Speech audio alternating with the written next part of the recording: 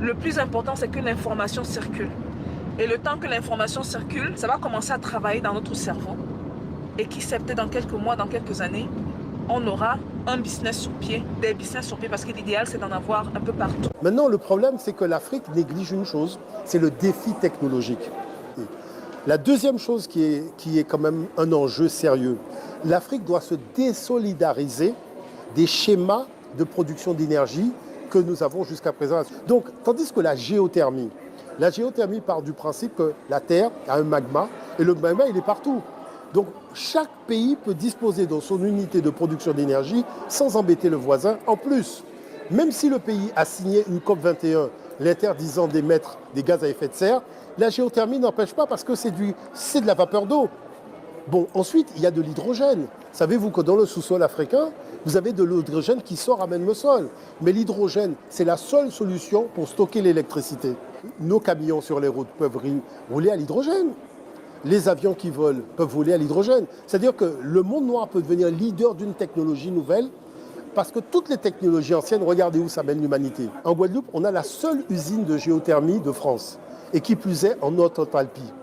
Et pourquoi? Parce qu'on a un volcan. Vous savez que le Cameroun a des particularités que nous avons en Guadeloupe, mais à plus grande échelle. Le Cameroun, en très peu de temps, nous avons des ingénieurs panafricains aujourd'hui, spécialisés dans la construction d'usines de géothermie. Quoi? En 12 mois, on vous fait une usine. Et si vous voulez l'électricité à Yaoundé, on vous met l'électricité. Parce que tout simplement, les technologies le permettent. Ce sont des technologies beaucoup plus puissantes que par le passé. Tout est en miniature, on n'a pas besoin de grands complexes aujourd'hui. Et ce qu'on a besoin, c'est de diffuser cette énergie produite dans toute la ville. La troisième chose, c'est qu'il faut changer les matériaux. Du coup, quand vous avez une construction en ciment, vous avez une chaleur de fait. Mais si on fait la technique ancienne, la brique de terre, qu'on améliore avec les technologies d'aujourd'hui, la brique de terre a un coefficient de transformation de l'énergie, c'est-à-dire il fait chaud à l'extérieur, il fera frais dans la maison. Donc c'est-à-dire que l'Afrique doit développer son engineering sur des solutions qui fera d'elle demain, je dis demain, c'est-à-dire dans 4-5 ans, un leader mondial. Parce que la pierre gravée de Blombos, qui remonte à 100 000 ans, c'est de la triangulation. Est-ce que vous savez que le GPS d'aujourd'hui fonctionne avec la triangulation de la pierre de Blombos? C'est-à-dire que la modernité africaine, elle est valable 100 000 ans, 200 000 ans, 300 000 ans, 400 000 ans. C'est du jamais vu.